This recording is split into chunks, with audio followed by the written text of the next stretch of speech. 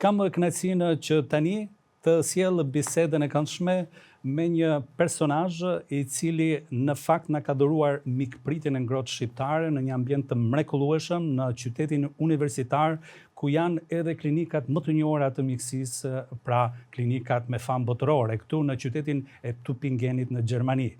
Kemi zotri Imer Demiraj, përshëndetje dhe mirë se erdhët në Turizat 10. Faleminderit, përshëndetje të gjitha. Na ke kënaqur gjithmonë me muhabet, kur kemi ardhur në vizitë tek ju dhe aty, por një gjë e kemi patur të vështirë, s'është dashur ta rezervojmë paraprakisht, sepse nuk gjejmë vend të lirë edhe pse ai territori ishte shumë i madh, ajo hapësira e restorantit. Më tregoni se si keni arritur deri në këtë stad.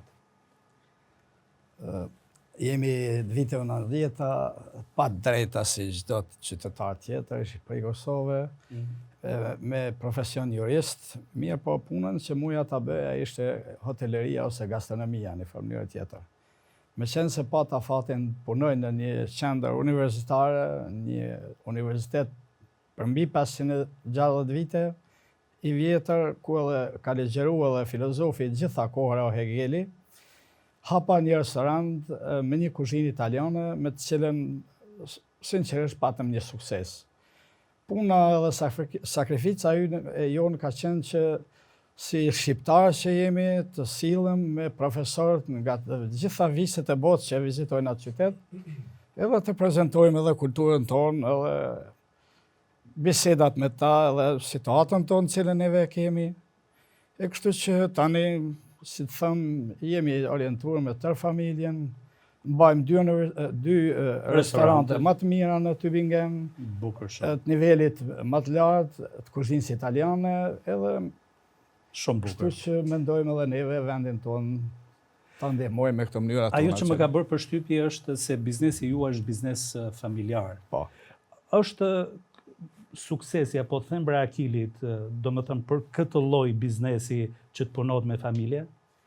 Është kënaqësi e madhe kur njëri ka fatin, edhe sidomos jashtë atë dheut. Edhe mund të arrijë që me familje ta ngrit, si me thonë, zhvillimin ekonomik, ose që të ecë hapa përpara, edhe në këtë mënyrë që t'ju tregojmë edhe vendit tonë atje, që edhe jashtë atë dheut mund veprojmë, mund punojmë së bashku, edhe është një sukses i joni. Po, ajo që më ka bërë përshtypje prapë është se kemi vajtur edhe në restorante të tjera, dhe shumica atyre maestrove të kuzhinave thonin që hapat e pari kanë marrë tek Imeri.